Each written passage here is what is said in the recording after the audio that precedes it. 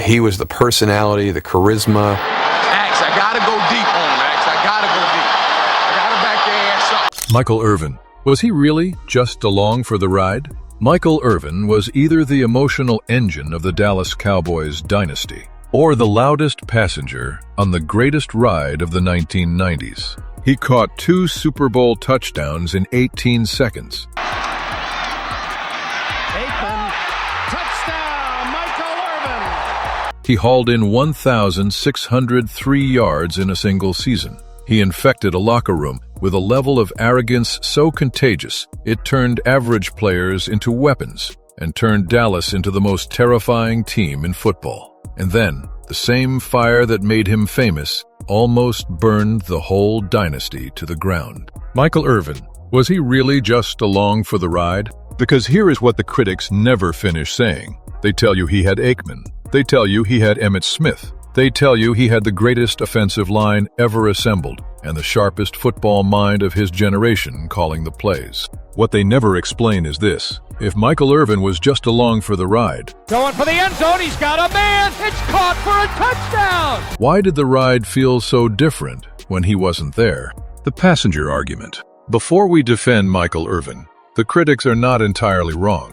Troy Aikman threw the ball. Emmitt Smith ran it. The Great Wall of Dallas, Nate Newton, Eric Williams, Mark Stepnoski, Mark Tuine, and eventually Larry Allen, who once bench-pressed 700 pounds while his teammates stood there with their mouths hanging open, blocked everybody in front of them into the ground. Jay Novacek ran precise routes out of the tight end position that defenses could never ignore. Darrell Moose Johnston was the best blocking fullback in the NFL. And Jimmy Johnson, the same man who had recruited Irvin to the University of Miami, coached all of it with a competitive ferocity that made grown men question their own toughness. Irvin finished his career with 750 receptions, 11,904 receiving yards, and 65 receiving touchdowns. And breaking away to the 10 is Irvin, to the 5, touchdown, Michael Irvin! Those are the numbers of a Hall of Famer, but they are not Jerry Rice numbers.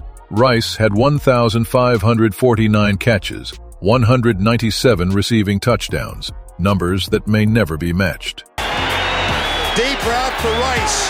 Caught, touchdown! And Irvin's most prominent moments came inside an offense that defenses had to respect from every single direction. So the passenger argument has oxygen. He was on a loaded team. He benefited from a system designed around precision and power. Maybe another receiver drops into that offense and Dallas still goes 13-3. Maybe. But here's the problem with that theory. Michael Irvin was not inserted into a finished dynasty. He was there when Dallas was still a wreck. And when Dallas was a wreck, he was the only thing in that building making noise. Before the Cowboys, the University of Miami. To understand what Michael Irvin brought to Dallas, you have to go back to Coral Gables. The University of Miami in the mid-1980s was not a football team. It was a movement. Arrogance, weaponized. The loudest collection of talent in college football. And at the center of all of it was a wide receiver from Fort Lauderdale who had decided his job was not just to catch passes. It was to make everyone around him believe they were unbeatable. Michael Irvin arrived at Miami in 1984 as the 15th of 17 siblings from a working-class Fort Lauderdale family. He walked into the Hurricanes program as a redshirt freshman and immediately refused to be treated like one. In 3 seasons, he set school records that stood for decades.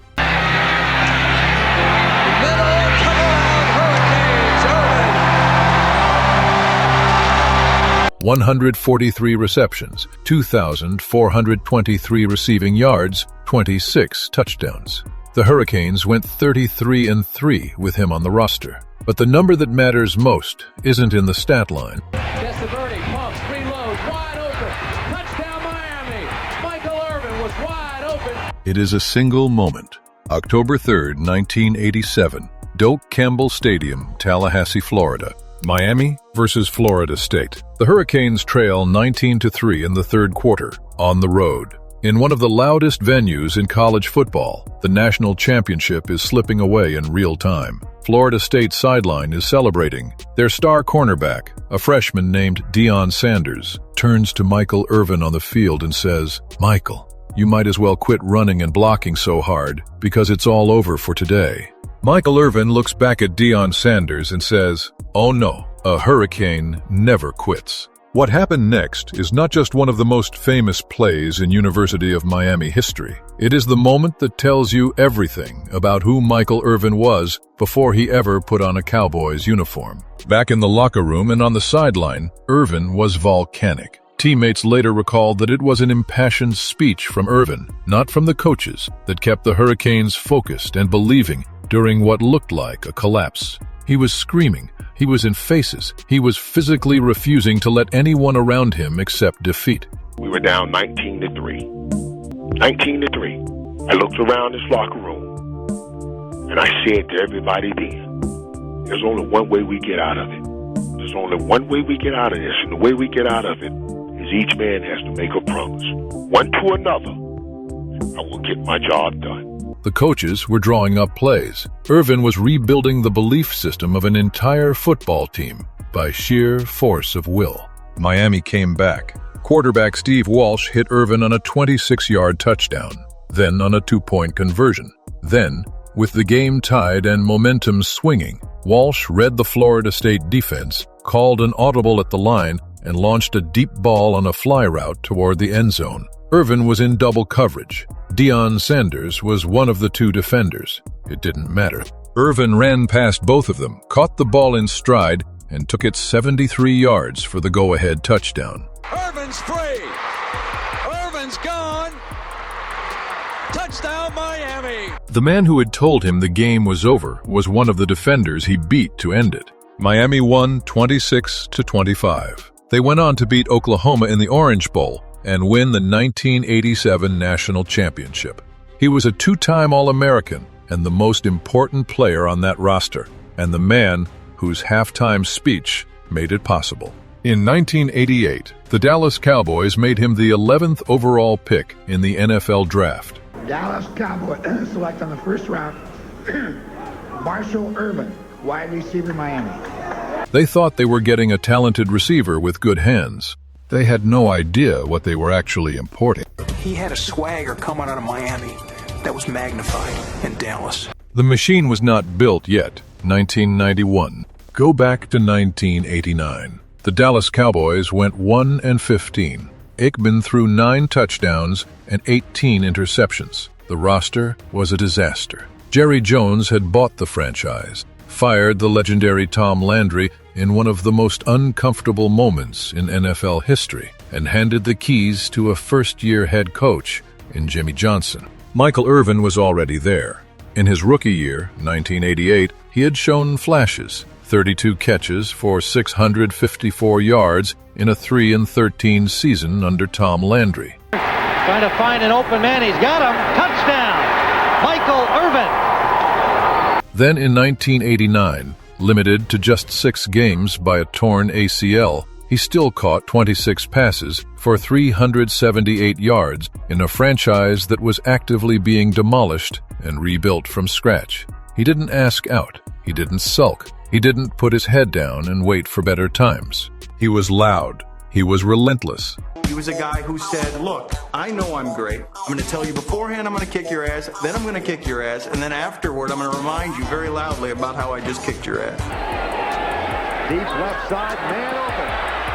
And the pass is caught at the 20. He practiced harder than anybody on the roster because he genuinely believed, in a building where almost nothing was working yet, that this team was going to be great, and he made sure everyone within earshot knew it. Sports writer Jeff Pearlman, who covered the Cowboys dynasty in exhaustive detail, wrote about what Irvin meant to that locker room in terms his teammates confirmed publicly. The leader of that team wasn't Troy Aikman, and it wasn't Emmitt Smith. It really was Michael Irvin. His teammates fed off his intensity. He set the standard in practice, screamed at rookies when they ran the wrong route, and when the Cowboys had a team meeting and the energy was flat, Irvin made it impossible for the room to stay flat. He basically showed this team how to work. He showed this team how to win. Daryl Johnston, Moose, said of Irvin to a national conference call years later, "Michael was the hardest working guy on our team. He was a guy who made some wrong decisions, but he never took anything public, and he never spoke out against anyone on our team. He wasn't a problem. He was more of an inspiration. By 1991, before the dynasty existed, before the Super Bowls, before the Great Wall was fully assembled, Michael Irvin broke out, not just statistically, explosively. 93 receptions, 1,523 yards, led the entire NFL in receiving yards, 8 touchdowns, first team All-Pro. The fade to the corner, touchdown! Michael Irvin. The Cowboys went 11-5, their first winning season in 6 years. And every single day of that season, the most relentless, most vocal, most confrontational presence in the Cowboys building was the man wearing number 88, running his routes with the fury of someone who had spent 2 years in a broken franchise, refusing to stop believing it was going to work. Michael Irvin was not inserted into a dynasty. He helped build it, one violent, contested catch at a time, and one screaming, profanity-filled, absolutely necessary locker room speech at a time. The Playmaker ignites the dynasty. What I do? Make plays. Nothing but make plays, baby. January 31st, 1993, Rose Bowl Stadium, Pasadena, California. Dallas Cowboys versus Buffalo Bills, Super Bowl 27. The Bills were making their third consecutive Super Bowl appearance. They were experienced. They were angry from 2 straight losses. They had Jim Kelly and a no-huddle offense that had dismantled defenses all season. They came out swinging, forcing a fumble in the opening minutes that gave Buffalo the early momentum and made 60 million people watching at home wonder if Dallas was truly ready for a stage this large. Irvin was already talking. He was always already talking. Before the game, during warm-ups, in the tunnel, there was not a moment of quiet near Michael Irvin on game day. He was telling his offensive linemen they were the greatest in the history of the sport. He was pointing at Bills' defensive backs and informing them with complete sincerity that this was going to be a very long afternoon for them specifically.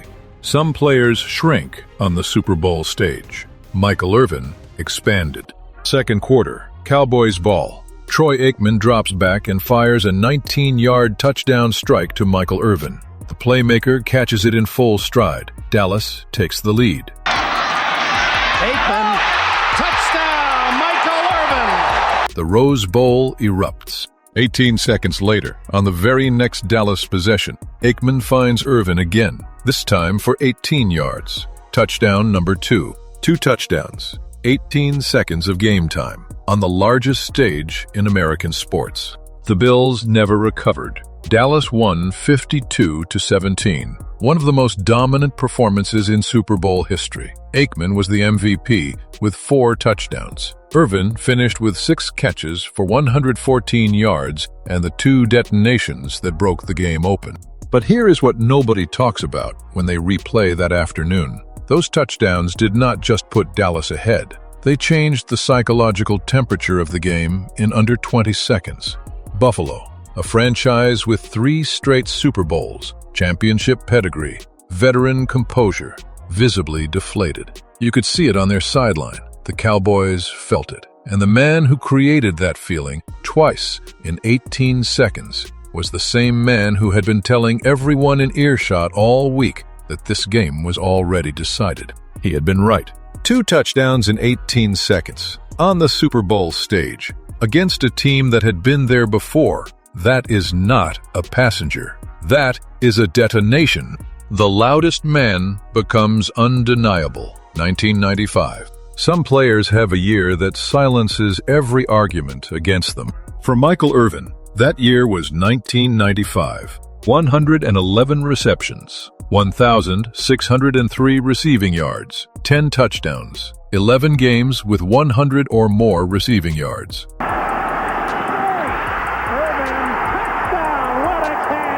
At that point in NFL history, no wide receiver had ever had 11 100-yard games in a single season. Let the scale of that register. 11 times in 16 regular season games, Michael Irvin walked off a football field having gained at least 100 receiving yards against a defense that knew exactly who was getting the ball. They double-covered him. They chipped him off the line. They built entire game plans around stopping him first. He still finished with 1,603 yards. And the energy he brought to that season was not just physical. In the Cowboys locker room in 1995, Irvin was operating at a level of intensity that even his teammates found difficult to fully describe. On first down, the pass is caught, and it's going to be a touchdown for Michael Irvin. He was the first one in the building. He was challenging cornerbacks in practice with the fury of someone who had something to prove every single day, regardless of the score from Sunday. When practices went flat, Irvin lit them on fire. When meetings dragged, Irvin made them electric. Jimmy Johnson was gone. Barry Switzer was the head coach, and the discipline that Johnson had enforced with an iron grip was loosening at the edges. Irvin became the discipline. He became the standard. Then came January, the 1995 NFC Championship game. Dallas Cowboys versus Green Bay Packers. Texas Stadium. Brett Favre on the other sideline. The Packers had spent the entire week of media preparation telling anyone who would listen that they weren't afraid of Dallas. Michael Irvin caught 7 passes for 100 yards and 2 touchdowns that day. All kinds of time. Touchdown to Michael Irvin. The Cowboys won 38-27. 2 weeks later, in Super Bowl 30, Dallas took a 13-0 first-half lead against the Pittsburgh Steelers on the back of a Cowboys offense that executed with the kind of cold authority that only comes from a team that genuinely believes at its cellular level that it cannot be stopped. Cowboys won 27-17. Third Super Bowl ring in 4 years. Michael Irvin had not been along for the ride in 1995. He had been the most productive wide receiver in the entire National Football League. Irvin at the 5!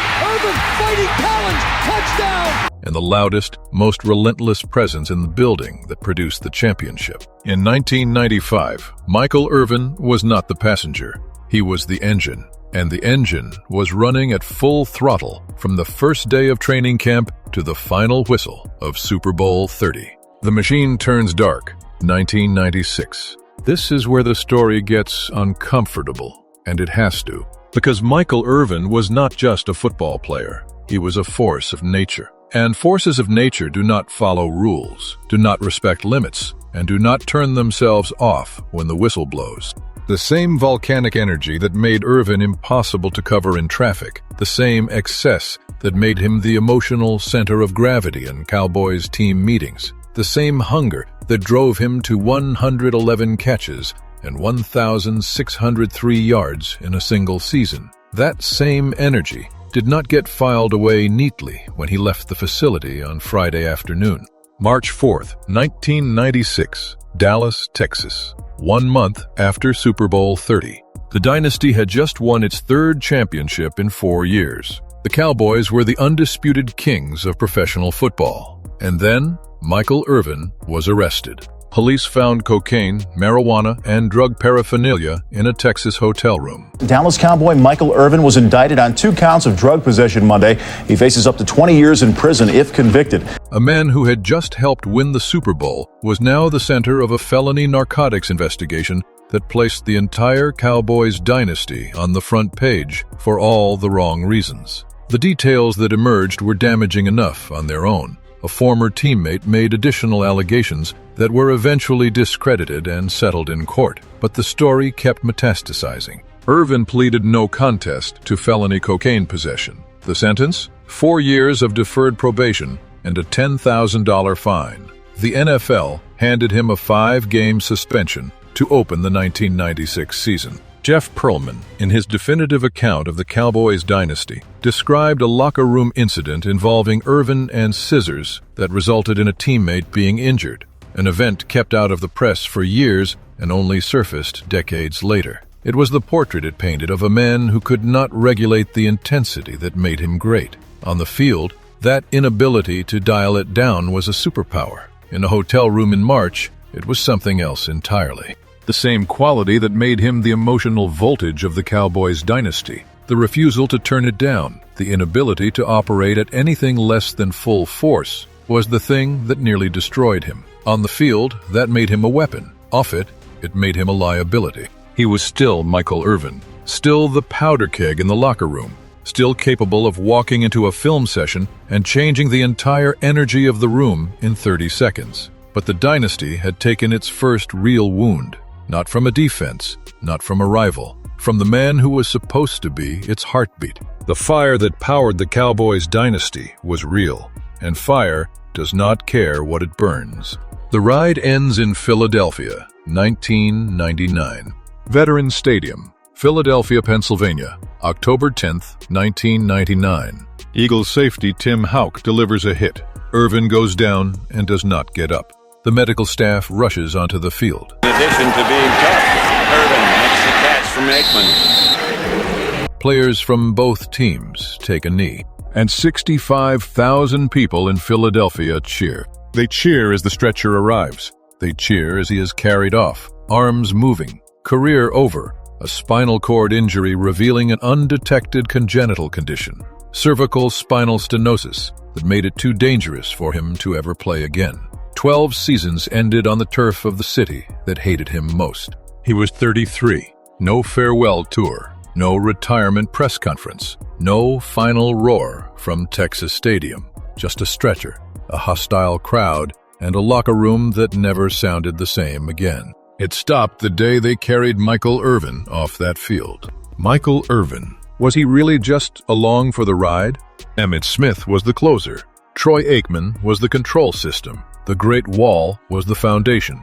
Jimmy Johnson was the architect. But Michael Irvin was the noise, the pulse, the violence, and the swagger that made the ride feel dangerous. When the Playmaker was carried off in Philadelphia, arms moving, crowd roaring, dynasty finished. The Cowboys didn't lose their best receiver. They lost their heartbeat, and they have never found one since.